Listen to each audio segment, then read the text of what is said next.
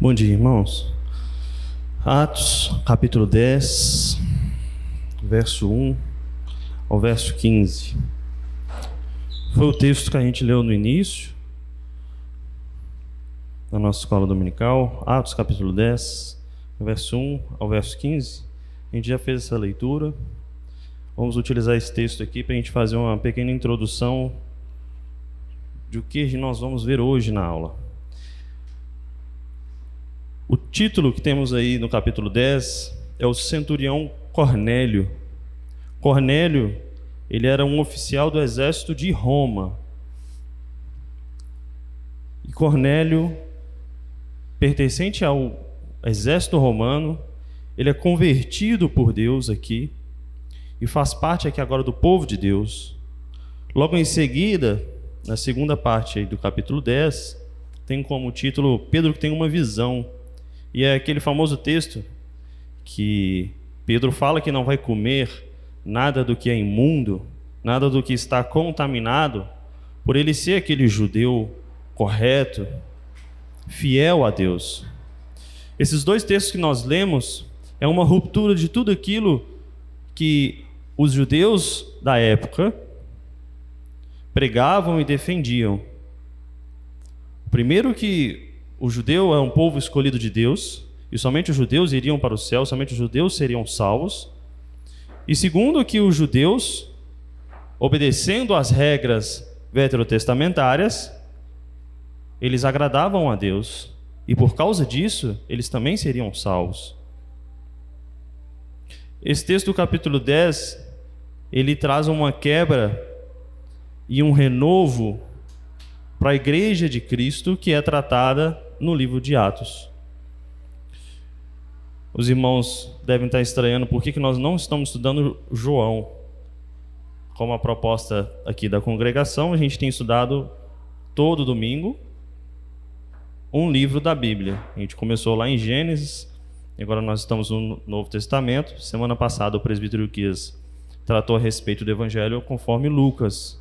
E hoje, seguindo a ordem, a gente viria João. Só que duas coisas fez mudar essa ordem.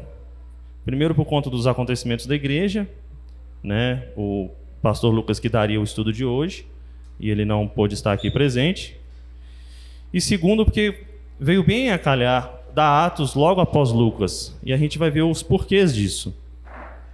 Então, eu pedi aos irmãos que abram lá em Atos, capítulo 1, deixe sua Bíblia aberta, lá no início, que a gente vai folhear um pouco esse livro de Atos e vai estudá-lo um pouquinho. Vamos fazer uma oração?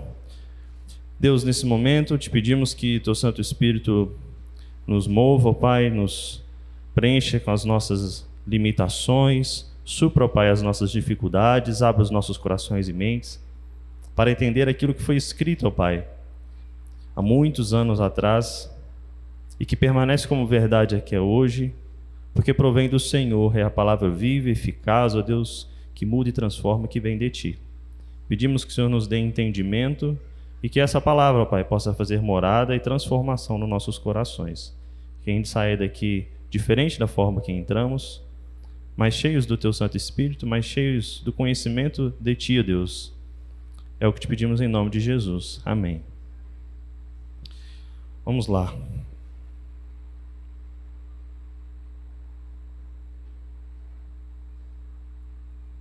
Atos. Por que a gente vai dar Atos logo depois de Lucas?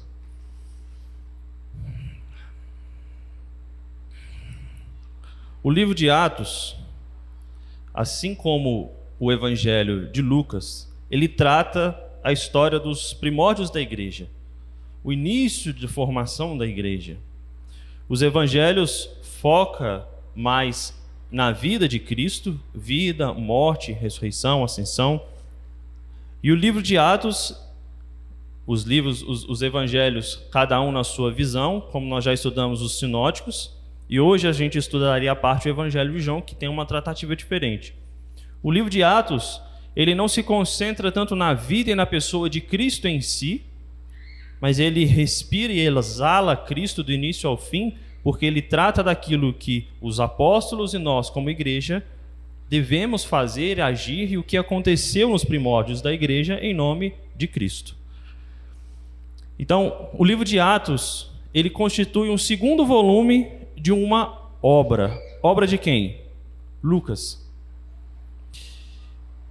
É importante a gente saber que o livro de Atos, no início da história, lá na igreja primitiva, se os irmãos abrirem a Bíblia, vai estar escrito assim, qual é o nome do título? Atos dos Apóstolos. Não existia esse nome. Por quê? Porque Lucas, quando escreveu tanto Atos como escreveu Lucas, não havia uma titulação. Havia apenas a escrita direta. Mas tem algumas características de por que a gente classifica e coloca Atos na autoria de Lucas. Alguns títulos que o livro de Atos teve ao longo da história, e principalmente no século 2 e 3, que é onde aconteceu mais essa discussão, que hoje em dia a autoria de Lucas é muito pacífica. Alguns títulos foram o Memorando de Lucas, ou seja, uma carta enviada a Lucas a um povo externo, ou os Atos de todos os apóstolos, e também um nome interessante que seria Atos do Espírito Santo de Deus.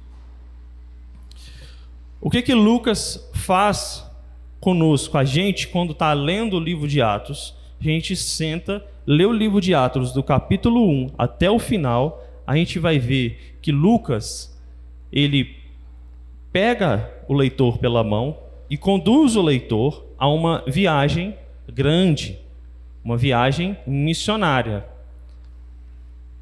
E por ser uma viagem de pregação de evangelho, essa viagem ela tem muitos bônus e tem ônus também por conta das perseguições que o povo estava sofrendo. E a gente fazendo essa leitura, a gente consegue visitar Jerusalém, Judéia, sobe para Samaria, chega na região da Síria, Chipre, Ásia Menor, Macedônia, Grécia. E o destino final, lá no final do capítulo de Atos, a gente chega a Roma. A gente pode dividir essas viagens em dois condutores, ou dois protagonistas. O primeiro deles seria Pedro, e Pedro fica responsável por nos levar até Jerusalém, Judéia e Samaria, ou seja, aos arredores ali de Jerusalém, um pouco mais ao norte. E a segunda pessoa que nos conduz nessa viagem seria Paulo. Paulo já inicia essa viagem missionária lá na Síria, um pouco mais distante, e nos conduz até Roma. Aí, ou seja, a gente sai da Ásia e a gente chega lá no Ocidente, na Europa. Para a gente ter uma visualização no mapa básica, ali onde começam aquelas setinhas na direita, a gente tem Jerusalém, sobe para Jope, Samaria, e ali é responsável Pedro. Subindo um pouco mais à direita, a gente tem a Fenícia e a Síria. A Síria fica à direita. Ali Paulo inicia as suas primeiras viagens, e olha o percurso que Paulo toma. Cada setinha está diferenciada porque ela diz respeito à primeira, segunda, terceira viagem do missionário Paulo. Mas Paulo passa ali ao sul, que hoje é Turquia, né? Antioquia, Tarso, chega ali na região onde é a Grécia, onde é a Macedônia, passa ali em Lícia, Mileto, Éfeso, toda a região hoje em dia que é Grécia, o norte da Grécia, outros países que tomam ali. E Paulo atravessa e chega hoje o que é a Itália, e chega hoje o que é, inclusive na época, Roma. Então Paulo é responsável por tirar o evangelho, ou melhor, não tira, ele espalha o evangelho da região do Oriente Médio e da Ásia e leva até a Europa, até a botinha da Itália. Basicamente é isso, o que Pedro faz de início e o que Paulo faz em segundo plano. Então, essas são as duas divisões que a gente pode fazer. Atos do capítulo 1 até o capítulo 12, nós temos Pedro sendo o protagonista dessa condução dessa viagem. No início do livro de Atos, nós não temos Pedro sendo o protagonista, que nós temos ali a respeito da morte de Cristo, nós temos ali a respeito da promessa do Espírito Santo, a descida do Espírito Santo, ou seja, Deus fazendo cumprir a sua palavra, moldando e capacitando o seu povo, para depois que Pedro pegasse e conduzisse. E a partir do capítulo 13 até o capítulo 28, nós temos Paulo sendo o condutor dessas viagens. Paulo nos moldando e nos ensinando o que ele sofreu em nome de Cristo e o que nós podemos ou devemos sofrer em nome de Cristo. E é interessante que essa divisão que tem no livro de Atos, ela bate exatamente com o que está escrito lá em Atos 1:8. Se os irmãos quiserem abrir a Bíblia, mas está projetado ali também. Vamos ler todo mundo junto? Atos, capítulo 1, no verso 8. Está escrito assim: sereis minhas testemunhas, tanto em Jerusalém, como em toda a Judéia e Samaria, e até os confins da terra. Olha que interessante. Pedro começa em Jerusalém, Judéia, e chega até Samaria. Paulo depois, ele começa na Síria e termina em Roma, o que corrobora com os confins da terra. Ou seja, o final do livro de Atos, ele testifica o início do livro de Atos, predito pelos apóstolos. É interessante como que a gente consegue provar a Bíblia pela própria Bíblia. Vamos falar agora a respeito um pouco da autoria do livro de Atos e algumas características que esse livro tem.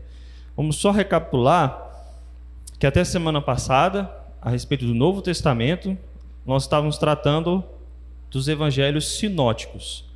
Os sinóticos, a gente já disse aqui, que são o mesmo fato ou o mesmo acontecimento com visões diferentes, ou melhor, de ângulos diferentes a respeito de um mesmo fato. Aqui o livro de Atos, a gente não vai tratar disso mais, que a gente vai tirar o foco do fato de Jesus Cristo a respeito de toda a sua história, e agora nós vamos ver um outro fato a respeito de Jesus. O que a pessoa de Jesus e o que Cristo fez pela igreja, qual é a resposta e a consequência para a igreja, o que nós somos hoje, e que Atos trata dos primórdios dela. Então vamos falar um pouco das autorias e da característica. O livro de Atos, o Evangelho de Lucas, eles têm similaridades. E por isso que o livro de Atos, ele é muito bem aceito como escrito por Lucas. Algumas delas. Alguém abre em Lucas, capítulo 1. Lucas, capítulo 1, lá no início, verso 1. Lucas, capítulo 1, verso 1. Verso 3. Lucas, capítulo 1, verso 3. Alguém lê para mim.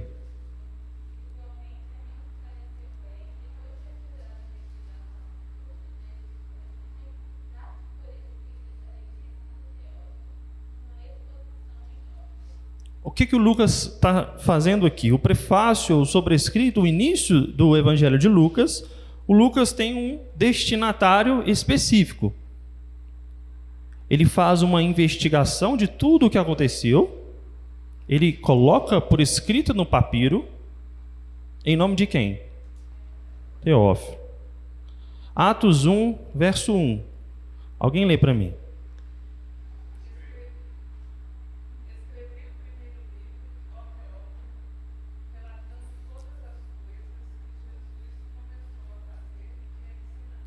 Veja, há um primeiro livro que tem o mesmo destinatário desse segundo livro, que é Atos, que relata também coisas acerca de Jesus, o primeiro com um propósito, o segundo com outro propósito. Então aqui a gente tem duas possibilidades.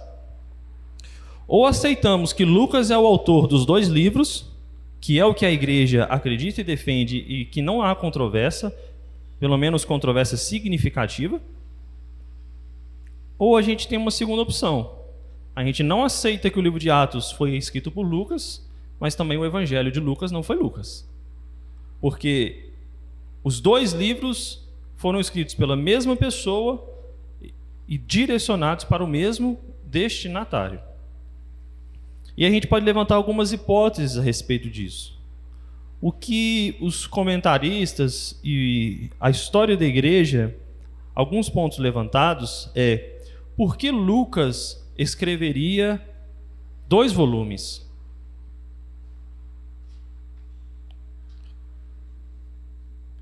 Dois volumes, quando a gente lê uma série, um box, 4, 5 volumes, cada volume ele trata de uma parte. Há uma pequena quebra entre um volume e outro. Cada volume tem um assunto específico. Quando a gente lê, por exemplo, um último volume de uma série, esse último volume traz a respeito da conclusão, do desfecho final de uma história que foi narrada. O livro de Atos e o livro de Lucas, eles são volumes distintos exatamente por isso. O livro de Atos ele vai tratar dos primórdios da igreja. E é interessante a gente ver como que o livro de Atos ele vai terminar. Vou dar um spoiler do que a gente vai ver daqui a pouco. O livro de Atos ele termina de forma muito abrupta. E ele não tem um final. Será que existe um terceiro volume ainda para ser escrito? Ou o terceiro volume está aqui na nossa Bíblia? A gente vai ver isso. Então, características de Lucas e Atos dos Apóstolos. Eles têm a mesma dedicatória, os vocabulários e o estilo são parecidos. Importante a gente ver que Lucas, ele era o quê? Vamos abrir lá em Colossenses 4, 10 a 14. Colossenses 4, de 10 a 14. Colossenses 4, de 10 a 14. Acompanhe a leitura. Saúda-vos Aristarco, prisioneiro comigo, e Marcos, primo de Barnabé, sobre quem recebestes instruções. Se ele for ter convosco, acolhei-o. E Jesus, conhecido por Justo, os quais são os únicos da circuncisão que cooperam pessoalmente comigo pelo reino de Deus. Eles têm sido meu lenitivo. Saúda-vos Epáfras, que é dentre vós, servo de Cristo Jesus, o qual se esforça sobremaneira continuamente por vós nas nossas orações, para que vós conserveis perfeitos e plenamente convictos em toda a vontade de Deus. E dele dou testemunho de que muito se preocupa por vós, pelos de Laodiceia, pelos de Herápolis. Saúda-vos Lucas, médico amado, e também Demas. Veja, do início do verso 10, há uma lista daqueles que são circuncisos, aqueles que sofreram a circuncisão, ou seja, os judeus. Depois, a partir do verso 12, são aqueles que não são circuncidados. E Lucas ele está em qual bloco? Do primeiro ou do segundo bloco?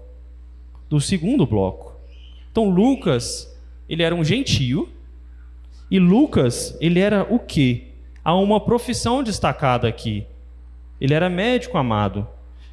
Para você ser médico, você precisa hoje de o quê? De uma formação tradicional, né? Você vai para a universidade, você fica 6 anos na universidade, depois, se você quiser fazer uma clínica médica, você fica 2 anos, se você quer fazer uma especialização, você fica mais 3, 4 anos.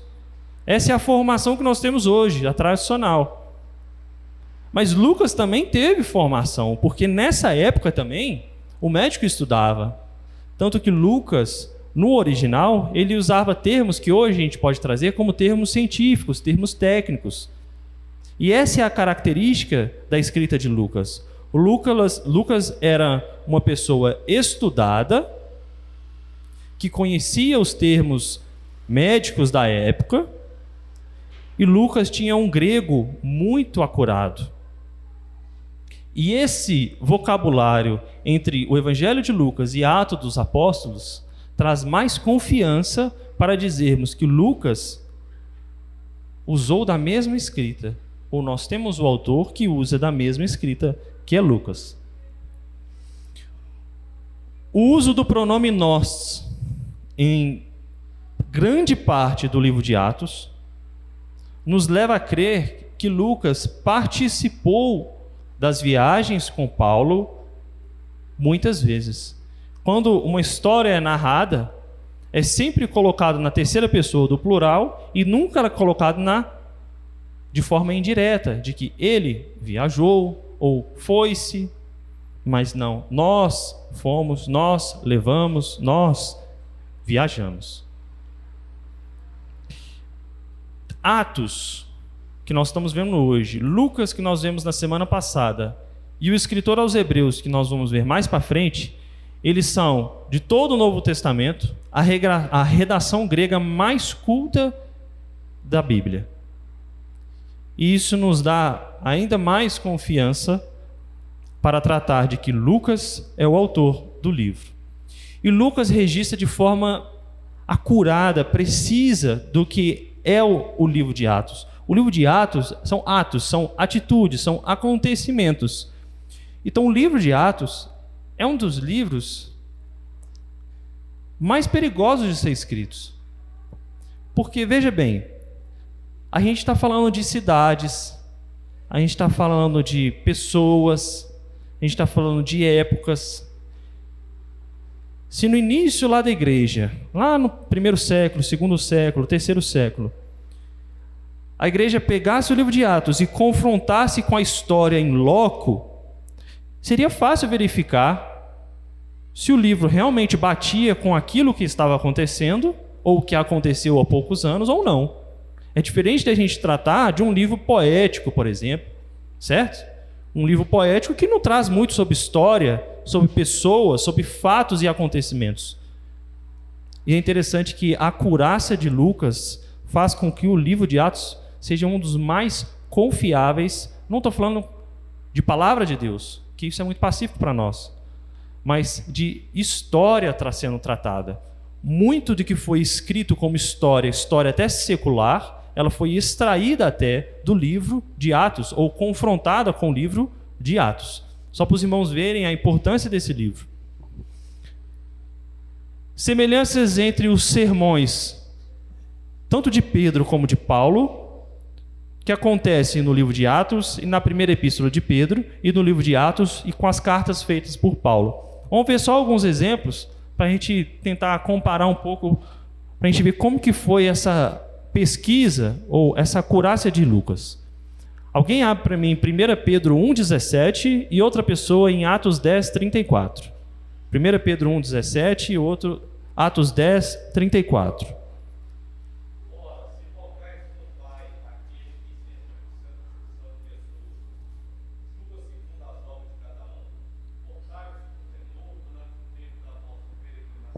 Portais com renovo no tempo da nossa peregrinação. Atos 10, 34.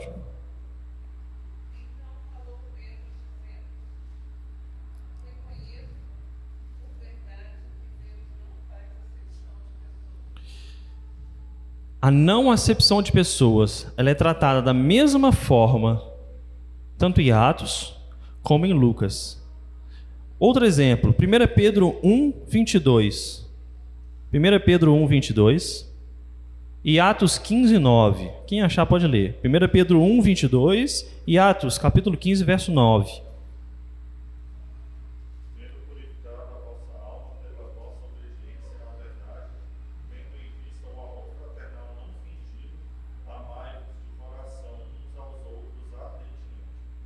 Atos 15, 9.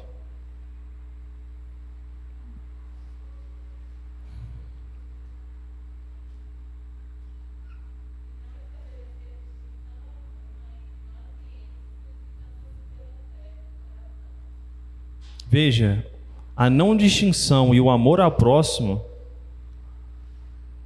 é tratada da mesma forma em Atos como em Lucas. E o mesmo acontece em Atos e Paulo. Quando há os discursos ou sermões, ou aquilo que é de cunho do autor, ela é tratada da mesma forma.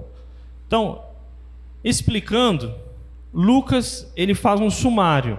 Ou seja, ele faz uma coletânea daquilo de Pedro, daquilo de Paulo, aquilo que os apóstolos fizeram. Lucas corrobora esses acontecimentos, essas falas deles, com o contexto histórico, com os fatos acontecidos, e ele registra de forma perfeita. Claro, inspirado por Deus. Mas Lucas lança mão ainda de uma outra possibilidade, que é informes escritos. Vamos abrir lá em Atos capítulo 15, um texto conhecido a respeito do primeiro concílio, o concílio de Jerusalém. Atos 15, verso 23 a 29. Eu vou fazer essa leitura. Atos capítulo 15, verso 23 a 29. A partir do verso 6 é a reunião dos apóstolos e presbíteros em Jerusalém. E o verso 23 a 29, há aí a decisão que é enviada a Antioquia. Então, veja o seguinte. Olhe para o verso 12 do capítulo 15. Nós temos duas possibilidades aí. Ou Lucas estava nessa reunião e de fato presenciou tudo, ou Lucas obteve o documento desse primeiro concílio. Porque olha como que é narrado. E toda a multidão se silenciou, passou a ouvir Barnabé e Paulo, que contavam quantos sinais e prodígios Deus fizera por meio deles, entre os gentios. Depois que esses terminaram, falou Tiago, dizendo: Irmãos, atentai às minhas palavras. Esposo Simão como Deus, primeiramente visitou os gentios, a fim de constituir entre vós. Depois ele cita a palavra de Deus. E a partir do verso 23 nós temos a decisão que é enviada a Antioquia. Verso 23. Escrevendo por mão deles, os irmãos, tanto os apóstolos como os presbíteros, aos quais, dentre os gentios de Antioquia, Síria e Sicília, saudações. E aí eles colocam a decisão. Veja, o que Lucas escreve aqui é basicamente uma ata de reunião que a gente participa na igreja, no nosso trabalho, ou às vezes na faculdade. Vamos registrar aqui todos os fatos que aconteceram. E parece que Lucas pegue esse documento e, junto com todas aquelas outras características que a gente já falou aqui, ele junta tudo isso num bloco de forma perfeita e conduzida por Deus e registra no livro de Atos. De forma que hoje,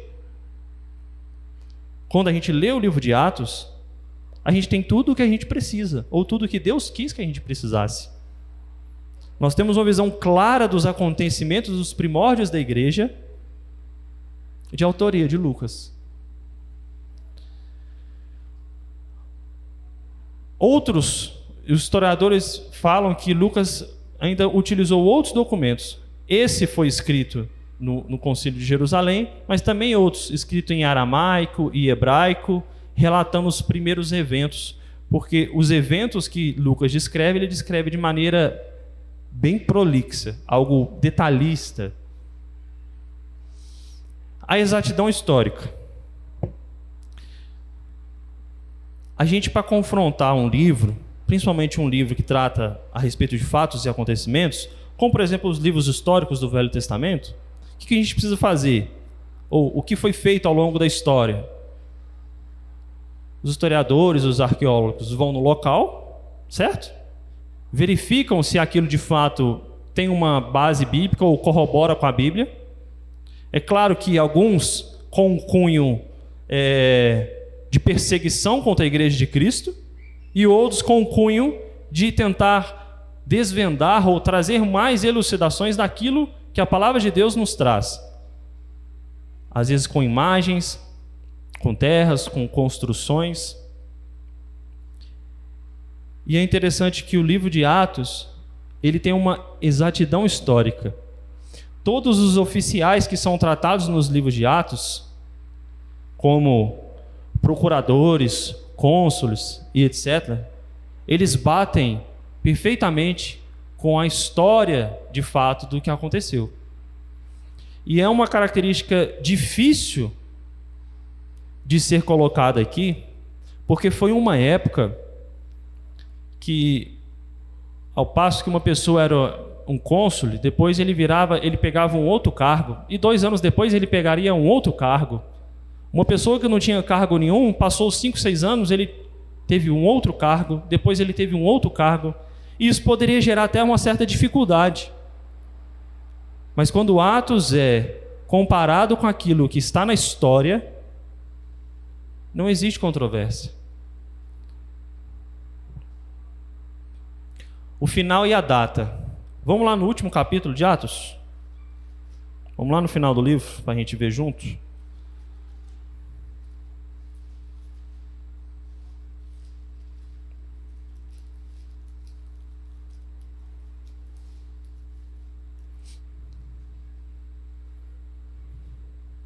Vamos lá.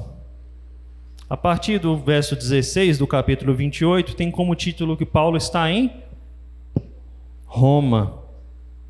Então, de toda aquela viagem que a gente tinha falado, Paulo chegou e está em Roma. Do verso 23, Paulo faz o que em Roma? Ele prega. A partir do verso 16, vamos ler para a gente só contextualizar. Uma vez em Roma, Paulo, foi permitido a Paulo morar por conta própria, tendo a sua companhia um soldado que o guardava. Ou seja, Paulo estava preso. 3 dias depois, ele convoca os judeus e ele começa a discorrer a respeito do assunto e da pregação. Verso 30, final do livro de Atos. Vamos tentar pensar e raciocinar. Nós estamos falando a respeito daquilo que os apóstolos fizeram. Nós estamos no final do livro, final daquele box. E agora a gente deseja ver o desfecho daquilo tudo. E Paulo foi o maior precursor dessa história por levar o evangelho de Jesus Cristo até o Ocidente. E o que aconteceu com Paulo? Diz assim o texto: por 2 anos permaneceu Paulo na sua própria casa que alugara, onde recebia todos os que procuravam, pregando o reino de Deus e com toda a intrepidez, sem impedimento algum, ensinava as coisas referentes ao Senhor Jesus Cristo. O que aconteceu com Paulo? Alguém sabe responder? Martirizado. Foi o quê? Ou continuou preso ou foi morto. Mais alguém? O que aconteceu com Paulo?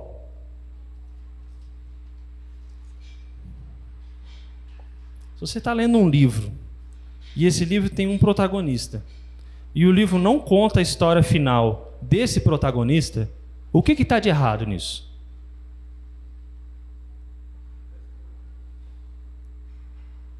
A gente está lendo um livro. A gente está no último box desse livro. E no final desse livro a gente não tem a história desse protagonista. O que aconteceu com ele? O que está de errado nisso? Essa é a resposta. Será que alguns levantam a hipótese: Lucas escreveria um 3º volume? Será que aqui o papiro, que era difícil na época, e Lucas tinha que registrar tudo aquilo num papiro único, frente e verso, e o papiro acabou, e aí ele foi diminuindo a letrinha, colocando lá no final, fazendo uma setinha para cima, e o papiro acabou, e aí vamos pegar mais um papiro, vamos pedir para Teófilo, provavelmente quem financiou tudo isso, vamos pedir para ele mais um papiro e a gente vai escrever um 3º volume? Não. A gente não acha a conclusão a respeito da história de Paulo, porque Paulo não é o protagonista da história. Vamos abrir lá em Atos 13, 27 e 28. Atos capítulo 13, verso 27 e 28. Quem achou pode ler, por favor.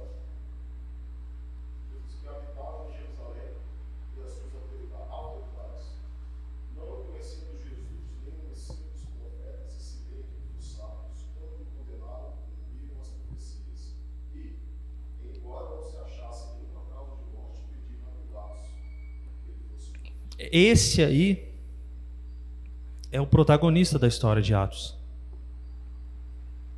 E aí já está o que aconteceu, já tinha acontecido com Jesus. Jesus foi morto E vamos lembrar, esse aqui é o segundo volume. No primeiro volume, a gente já leu que Jesus permaneceu morto. Não. Ele ressuscitou ao terceiro dia, está sentado à destra de Deus Pai, e ele reina eternamente. A gente não tem, no final do livro de Atos, o desfecho de Paulo, porque o protagonista é Jesus. E o livro de Atos, ele fala a respeito das consequências daquilo que aconteceu com o protagonista, que é Jesus. E o que aconteceu com Jesus é a causa daquilo que os apóstolos fazem aqui em Atos. É o que move aquilo que os apóstolos fazem aqui em Atos. Por isso a gente não tem o desfecho de Paulo. A gente pode até especular, pegar relatos, pegar algumas especulações históricas, que às vezes ele foi morto, foi martirizado, foi preso, foi solto, enfim. O mesmo que acontece com Isaías, que tem sua referência no Novo Testamento a respeito de um grande profeta que foi cerrado ao meio. Pode ser Isaías? Pode ser Isaías. Mas a gente já tem um desfecho do nosso protagonista, que é Jesus. Então, Atos, ele trata sobre Jesus. O protagonismo que Pedro e Paulo têm aqui é levar a palavra de Jesus. Então vamos entender qual é o propósito desse livro. É traçar o triunfal progresso do Evangelho, começando em Jerusalém, onde teve início, até Roma, que era a capital do império na época. Esse é o propósito do livro, traçar o triunfal progresso do Evangelho. E Atos registra a história dessa igreja primitiva. Olha como a gente vai lendo o livro de Atos, como a gente vai vendo como que a igreja cresce. Vou pedir para o presbítero Ilquias ler Atos capítulo 6, verso 7. A Lídia que leia Atos capítulo 9, 31. A Marina que leia Atos 12, 24. E a Keila que leia Atos 16, 5. Quem achar pode ir lendo, por favor.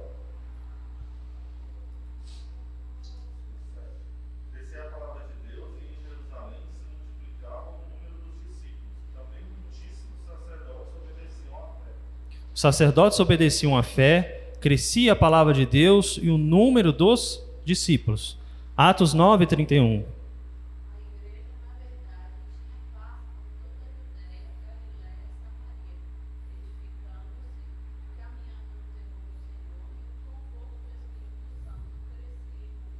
Veja, a igreja tinha paz, ela tinha conforto e ela crescia. Ou seja, a igreja então não era nem perseguida. É verdade? Não é verdade. Atos 12, 24.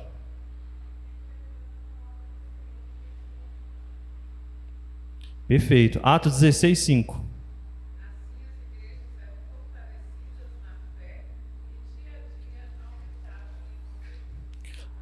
A igreja estava confortável, a igreja crescia, o evangelho era espalhado, então não tinha nada de ruim.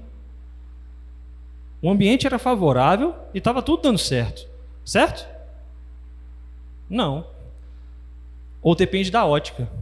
Estava dando certo porque eles estavam sendo capacitados e eles eram felizes em Deus, não nas circunstâncias. E quem os capacitava era o Espírito Santo de Deus. A instrução de Jesus para que o povo esperasse a vinda e a descida do Espírito Santo está lá no capítulo 1, no verso 4. Eu vou ler. Atos capítulo 1, no verso 4 diz assim: E comendo com eles, determinou-lhes que não se ausentassem de Jerusalém, mas que esperassem a promessa do Pai, o qual, disse ele, de mim e ouviste. Promessa é essa: recebereis sobre vós Espírito. Então ele concederia o Espírito Santo aos discípulos. Atos capítulo 1, no verso 8. Mas recebereis poder ao descer sobre vós o Espírito Santo, e serei as minhas testemunhas. Na todas aquelas regiões que a gente já falou, Jerusalém, Judéia, Samaria, até os confins da terra. Então por que eles eram felizes? Por que eles estavam confortados? Por que a igreja crescia em número, crescia na palavra de Deus? Porque o Espírito de Deus estava com eles, eles buscavam a Deus e eles eram felizes em Deus.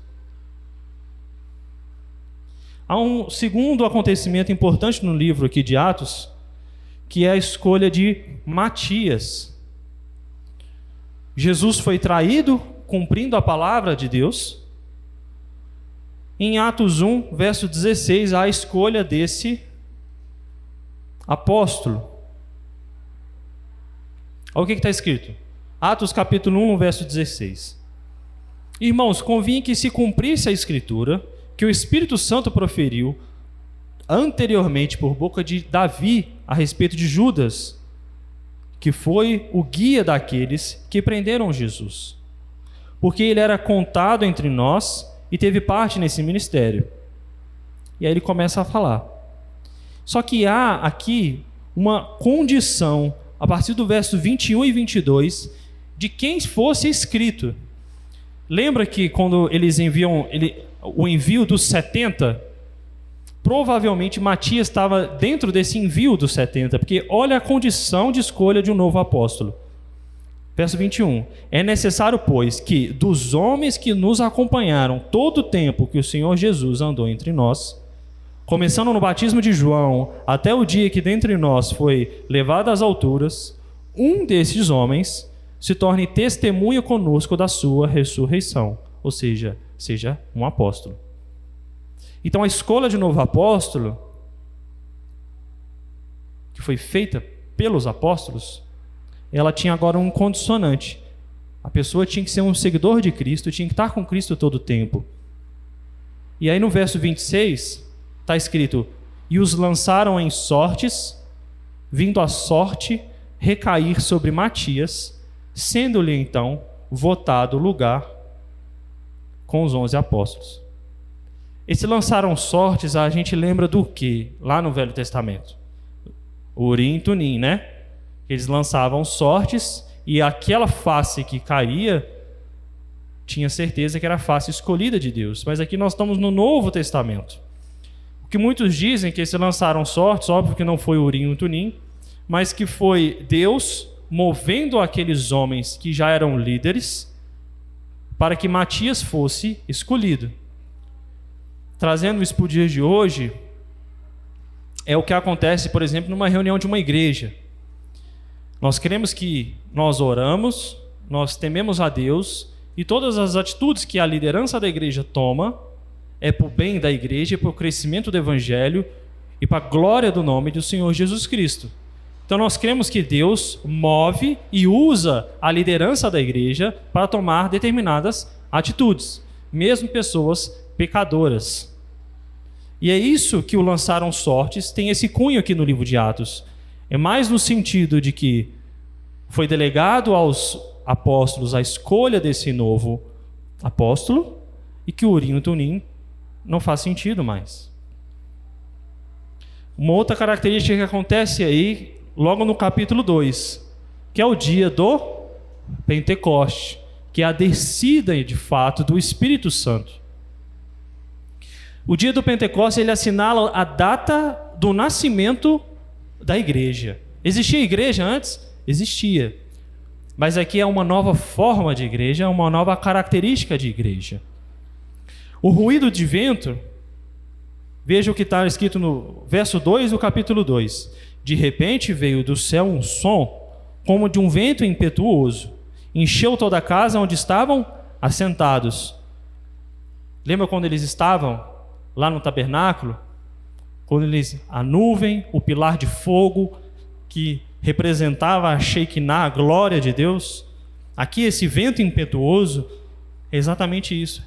É o Espírito de Deus chegando, fazendo presença no meio deles. As chamas em forma de lingueta. Segue o texto, verso 3. E apareceram distribuídas entre eles línguas como de fogo, e pousou uma sobre um deles. Cada um todos ficaram cheios do Espírito e passaram a falar em outras línguas, segundo o Espírito lhes concedia que falassem. E a partir do verso 5 nós temos a respeito do que é o dom de línguas. E aí tem uma discussão grande aí. O que era realmente o dom de língua? Eles falavam línguas que eles não haviam aprendido antes. É uma reversão daquilo que aconteceu na Torre de Babel. O orgulho, a presunção dos homens, construindo uma torre que chegaria até o topo do céu. E Deus faz o que ali? Onde existia uma nação única, uma língua única, um povo único, Deus traz confusão, separação. Puf. A partir daqui, é o início da igreja de Cristo, porque há aqui um espírito de rebanho, de trazer todos para uma língua única. Mas essa língua única não significa que é uma língua. É um povo que fala línguas diferentes, idiomas diferentes, mas com o mesmo conteúdo. Então as pessoas, elas falavam línguas estrangeiras e elas ouviam como se fosse a língua nativa. Então é como se eu estivesse falando alemão ouvindo português. Certo? E esse é um marco histórico para o crescimento do Evangelho para todas as nações, tribos e povos. Porque aqui Deus capacita o povo para, olha, vocês têm que ir para todos os lugares, para os 4 cantos da terra. Algo que nós temos hoje até muito forte, e começou lá em 1906, 1910, que é a respeito do movimento pentecostal ou pentecostalismo. E hoje nós temos até o neopentecostalismo. E é importante a gente trazer um esclarecimento aqui. O pentecostalismo começou com um fato que se chama o milagre da Rua Azusa. É um pregador afro-americano, saiu da África, ele foi lá para a Califórnia e, pertencendo a uma igreja metodista, diz que houve ali a descida de um novo Espírito Santo, ou uma capacitação diferente, onde as pessoas falariam línguas estranhas, mas não é um dialeto conhecido, línguas estranhas, e que todas essas pessoas falando essa língua em comum, elas teriam um entendimento entre elas. É importante a gente entender só uma coisa. Antes desse milagre da Rua Azusa, antes de 1906, 1910, não existia isso. Não existia isso. Ou se existia algum relato, era insignificativo para a história da igreja. Então é bom a gente já pensar a respeito dessa visão. Quase 2000 anos depois da descida do Espírito Santo, ninguém falou línguas estranhas ou línguas não conhecidas. Falava línguas que já eram conhecidas de um outro povo, de uma outra nação, e que se fazia entendível ou inteligível para um povo diferente. Quase 2000 anos depois, surgiu esse movimento pentecostal, que é a descida do Pentecostes na igreja, e que nós aqui, por exemplo, o Espírito Santo desceria aqui de forma inteligente ou diferente, porque nós cremos que o Espírito Santo está aqui no nosso meio, está me usando agora, usa os irmãos para entender e compreender, mas que ele descia de forma diferente, para que agora eu falasse numa língua completamente estranha, que não existe, e os irmãos entendessem de forma sobrenatural também. Como se eu falando português, os irmãos entendendo, perguntando e contribuindo em português, fosse de uma importância menor ou secundária. Alguém tem alguma consideração, alguma dúvida? Alguma contribuição a falar até aqui? Não? Então vamos seguir. Diaconato. O diaconato também tem uma importância muito grande e é registrado aqui na Bíblia. Lá no capítulo 6 de Atos, há a respeito da instituição da diaconia ou dos diáconos. O que estava acontecendo ali na época? Para a gente entender quem são esses dois povos. Haviam os helenistas, que são os judeus, que adotaram o estilo grego, ou exterior de se viver. E haviam os judeus hebreus, aqueles mais ortodoxos, aqueles que prezavam e zelavam pelo estilo judeu de ser. Tanto os helenistas como os judeus, eles ficaram numa entrave. A partir do capítulo 6, os helenistas, eles se queixaram que as suas viúvas, elas estavam sendo negligenciadas na distribuição diária dos alimentos. Veja, se aquele que toma absorve uma cultura ou um estilo diferente de se viver, ele inicia a queixa. Os cristãos hebreus poderiam falar assim: bom, pois bem, então dentro dos cristãos hebreus nós vamos eleger pessoas, lideranças, que são os diáconos, para conduzir ou para administrar melhor essa condução, para que as viúvas, os órfãos, os necessitados, eles passem a ser mais assistidos. Mas não é isso que acontece. O que acontece? Os cristãos hebreus, eles escolhem homens helenistas para supervisionar essa distribuição. Aí há mais uma quebra, há mais uma progressão do evangelho. Aquele que detinha uma cultura judaica enraizada, não foi aquele escolhido para conduzir na distribuição dos alimentos. Muito pelo contrário, foram aqueles que já tinham uma cultura influenciada pela Grécia. E aqui nós vemos que os judeus que foram escolhidos foram judeus que já tinham uma característica de fora. E hoje nós temos a diaconia até hoje. Qual que é o papel do diácono hoje na igreja? Que é bom a gente falar. O papel do diácono hoje na igreja, ele cuida e zela pelo templo, que é a casa de Deus.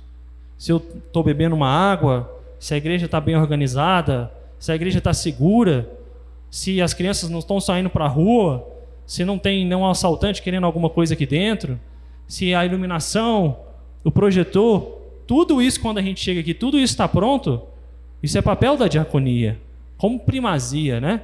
Mas isso não exclui o papel de nós como membros também de cuidar e zelar pela casa de Deus. E os diáconos também têm essa função muito especial, de cuidar daqueles que estão necessitados. Necessitados de alimento, necessitados financeiros? Sim, mas necessitados também da palavra de Deus. Nós temos aqui a respeito da defesa de Estevão, do capítulo 7. Eu convido os irmãos a lerem esse capítulo 7, pelo menos o capítulo 7 em casa depois, para ver qual que é a importância desse papel da diaconia. Vamos então partir para o final, a respeito das mensagens teológicas que o livro de Atos pode nos trazer. Eu separei apenas 3 de forma bem didática, a gente poderia traçar inúmeras aqui. A primeira delas é em relação à igreja e o Espírito Santo de Deus. Qual é a relação dela? Atos, capítulo 2, verso 42 a 47. Vamos abrir a palavra de Deus. Atos, capítulo 2, verso 42 a 47. Eu vou fazer a leitura. A palavra de Deus diz assim: e perseveravam na doutrina dos apóstolos e na comunhão, no partir do pão e nas orações. Em cada alma havia temor, e muitos prodígios e sinais eram feitos por intermédio dos apóstolos. Todos os que creram estavam juntos e tinham tudo em comum. Vendiam as suas propriedades e bens, distribuindo o produto entre todos, à medida que alguém tinha necessidade.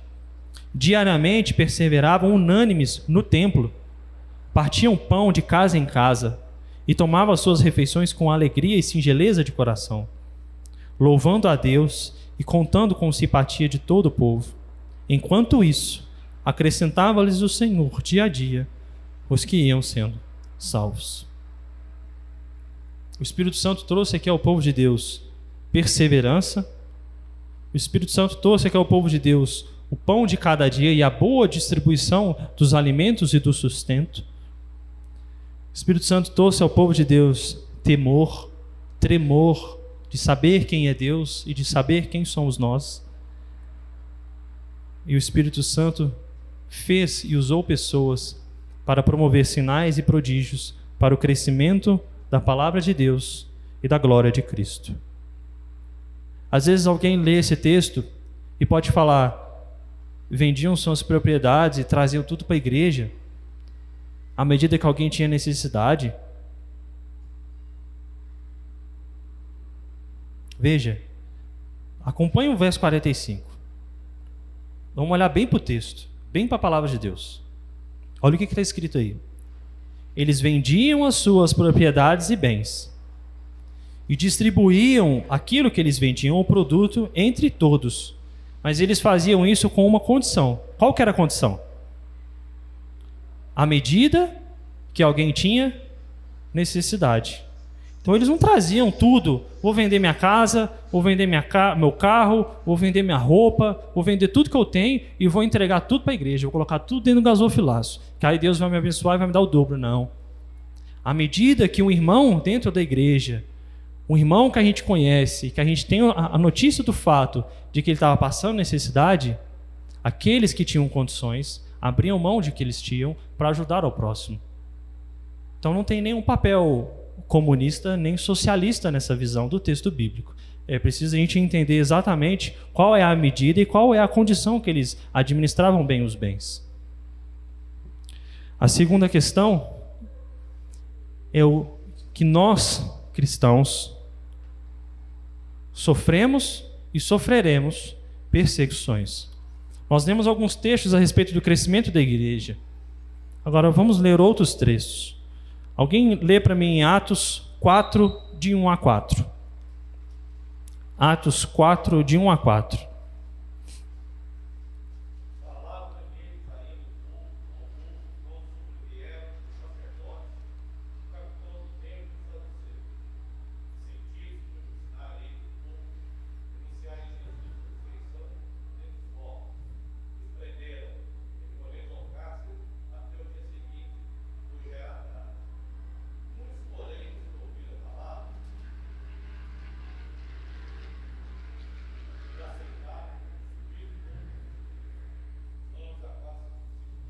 Veja, eles foram presos porque eles pregavam e anunciavam a ressurreição de Cristo entre os mortos.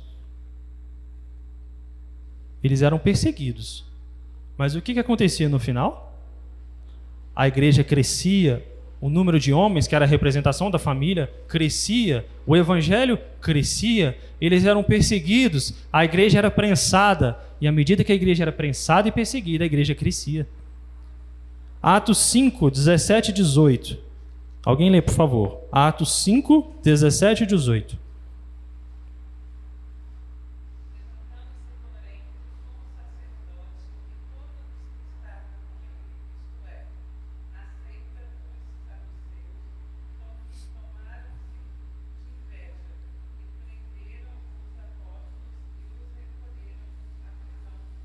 Por que eles foram presos? Volta um pouquinho na sua Bíblia. O que eles estavam fazendo no verso 12? Sinais e prodígios. Em nome de Deus. Qual que é a consequência que eles sofreram? Eles foram presos. Muitos foram mortos, porque eles estavam com inveja. E eles foram presos e foram mortos. A gente lê aqui algum lamento, a gente lê aqui alguma tristeza. Muito pelo contrário, o que a gente lê, olha o que está escrito no capítulo 7. Olha o que Estevão fala no final do capítulo 7. Verso 60. Estevão sendo apedrejado. Parece aqui que na visão, a gente lê no texto, e tentando fechar os olhos e imaginar a cena, é como se Estevão estivesse sendo apedrejado e ele tem a visão de um povo que está na frente dele. Estevão olha para esse povo e fala, ele ajoelha em alta voz, Senhor, não lhes impute esse pecado. E com essas palavras, ele descansa. Não há aqui lamento, não há aqui tristeza, há descanso. Atos 6, 8 e 9. Atos capítulo 6, verso 8 e 9. Olha como que estava Estevão antes de adormecer. Estevão, cheio de graça e poder, fazia prodígios e grandes sinais entre o povo. Qual que é a consequência? Levantaram-se, porém, alguns dos que eram da sinagoga, chamada dos libertos, dos sirineus, dos alexandrinos, da Sicília e da Ásia, e discutiam com Estevão. Pregar e falar a vida, o evangelho de Jesus Cristo, traz perseguição, traz morte, traz dificuldade. Por fim, a igreja de Cristo, ela cresce durante essas perseguições e essas dificuldades. Vira um pouquinho sua Bíblia, Atos capítulo 8. Do verso 4 ao verso 8. Diz assim a palavra de Deus. A partir do início do capítulo 8, é a primeira perseguição da igreja que é tratada e narrada aqui. E diante dessa perseguição, olha o que acontece no verso 4. Entre mentes os que foram dispersos, eles foram dispersos e eles faziam o quê? Eles iam por toda parte e eles pregavam a palavra de Deus. Filipe, descendo a cidade de Samaria, ele pregava a palavra de Deus. As multidões atendiam a Filipe unânimes. As coisas que Filipe dizia, eles ouviam e veem os sinais que Filipe operava. Pois os espíritos imundos de muitos processos saíram gritando em alta voz, os paralíticos e os coxos eram curados e houve alegria. Por fim, vamos ler o último texto para a gente encerrar. Atos capítulo 16, no verso de 1 ao verso 15. Atos capítulo 16, verso 1 ao verso 5, na verdade. Vou fazer a leitura. Chegou também a Derbe e a Listra. Havia ali um discípulo chamado Timóteo, filho de uma judia crente, mas de pai grego. Dele dava bom testemunho os irmãos em Listra e Icônio. Quis Paulo que ele fosse em sua companhia e por isso circuncidou, por causa dos judeus daqueles lugares, pois todos sabiam que seu pai era grego. Ao passar pelas cidades, entregavam os irmãos para que a observassem as decisões tomadas pelos apóstolos e presbíteros de Jerusalém. Assim, as igrejas eram fortalecidas na fé e de dia em dia aumentava em número. Veja o que Paulo faz aqui. Há uma circuncisão aqui, porque o povo sabia que o pai era grego. Logo depois da decisão do concílio de Jerusalém. E o que acontecia com a igreja? Eles administravam bem para que essa perseguição, ou para que a dificuldade da entrada do progresso do evangelho fosse quebrada. Eles administravam bem isso. E a igreja crescia em número e crescia em fé. Esse é o panorama, o propósito do estudo de hoje. Mostrar que o livro de Atos é um livro que trata dos primórdios da igreja, como é que o Espírito Santo move a igreja e como que foi o trajeto triunfal e êxito de todos esses apóstolos na pregação do Evangelho de Deus. Não tirando as perseguições e as dificuldades, mas mostrando o alento, a alegria de sofrer a Cristo. Aquilo como Paulo nos diz nas suas cartas, viver para Cristo, morrer em Cristo é o quê? É lucro. E é isso que a gente deve fazer nos dias de hoje. Amém? Vamos orar? Obrigado, Deus, pela Tua palavra. Obrigado porque é o Senhor que sustentou, Pai, sustenta a Tua igreja, a Tua noiva. Obrigado porque o Senhor levantou homens, ó Pai, famílias, para que o Teu Evangelho fosse pregado, falado, Cristo fosse exaltado e essa palavra chegasse até nós hoje. Que a gente a use, ó Pai, da melhor maneira possível, que a gente seja, ó Pai, testemunhas do Senhor, instrumentos do Senhor, que as pessoas possam ver a face de Cristo estampada em nossas vidas e que a gente possa bendizer o Teu nome, pregar a Tua palavra e honrar ao Senhor mais nas nossas vidas. Perdoa-se os nossos pecados, perdoa as nossas faltas, que o Teu Santo Espírito molde os nossos corações para que nós possamos trazer, ó Pai, aquelas pessoas escolhidas à Tua casa e que Teu Evangelho cresça, ó Pai, até os confins da terra. Em nome de Jesus. Amém.